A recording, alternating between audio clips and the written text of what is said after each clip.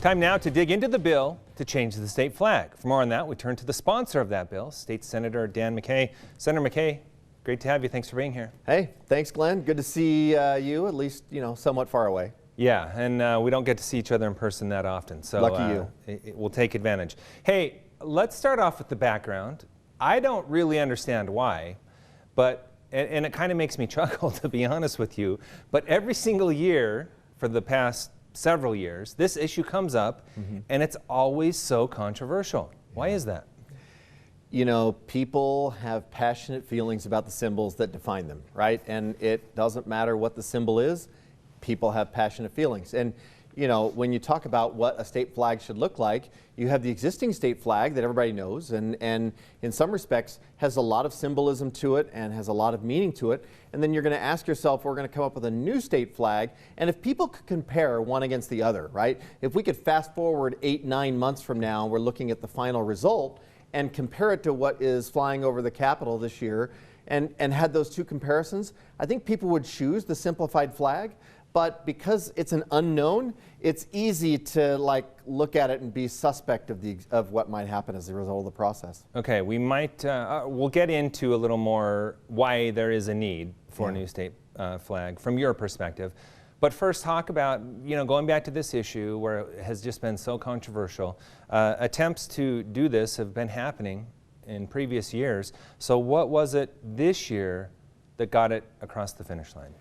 Well, I think that what got it through this year is we reversed the process. The House had taken the vote over the last 3 years, and the House had voted for it every time over the last 3 years. This time we said, well, look, instead of starting it in the House, work with Representative Handy, we decided we'd start it in the Senate, give the Senate a chance.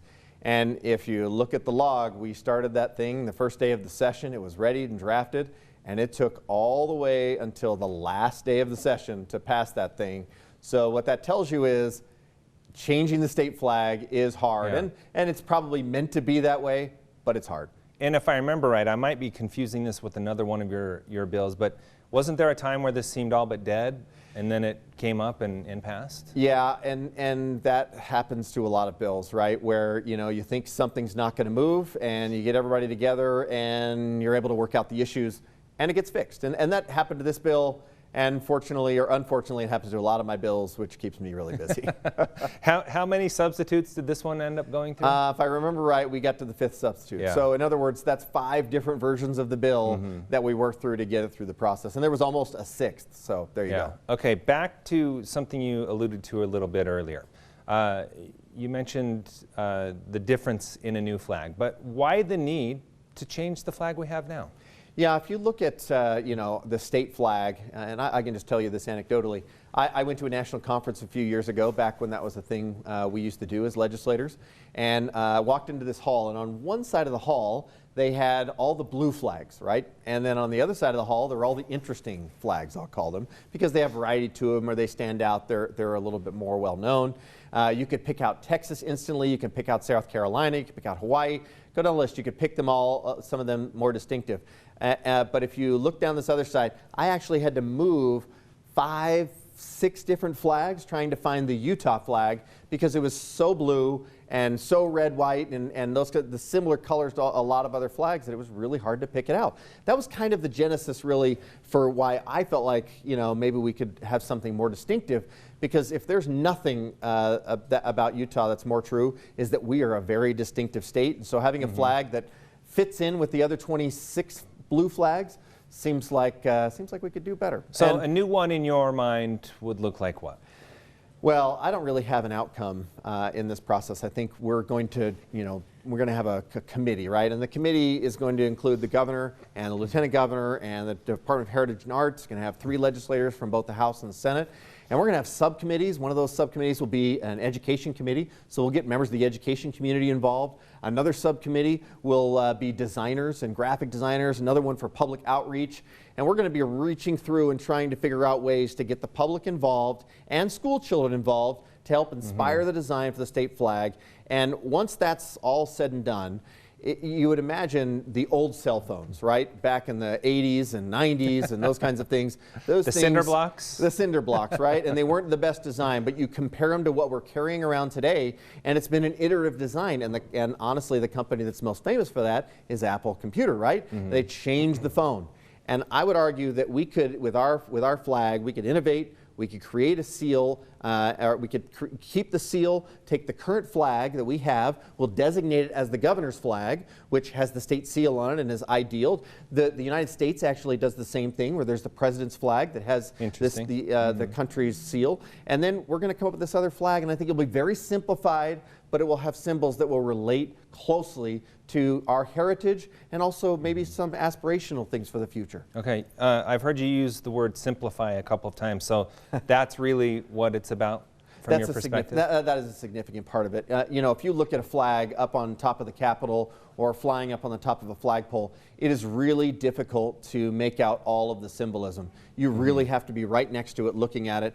You know, when I told my kids that there was a bumblebee on it, they were surprised, and that there's actually multiple, they were more surprised. Okay.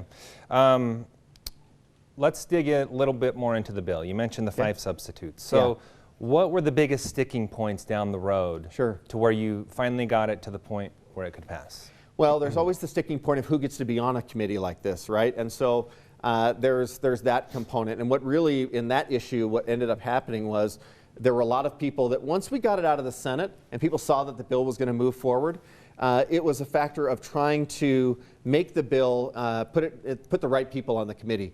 And the right people actually in this situation turned into the executive and legislative branches with a bunch of subcommittees and the opportunity to provide input. So the type of committee, right? And then you also had, you know, what design principles are involved, right? We had some very specific design principles that are part of the North American Vexillological Association's design principles for flags.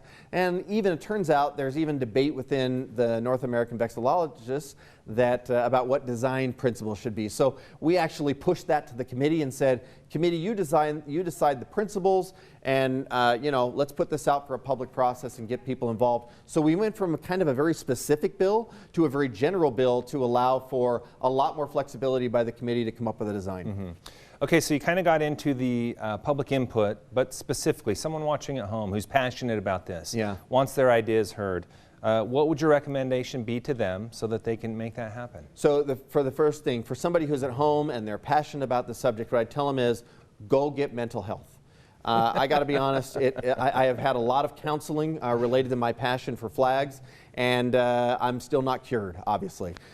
So what you're going to see is an invitation, really, to draft your version of what a flag could be. And then the committee, one of the things that we're looking at, we've had other, I consulted with the state of Mississippi, who recently did their flag.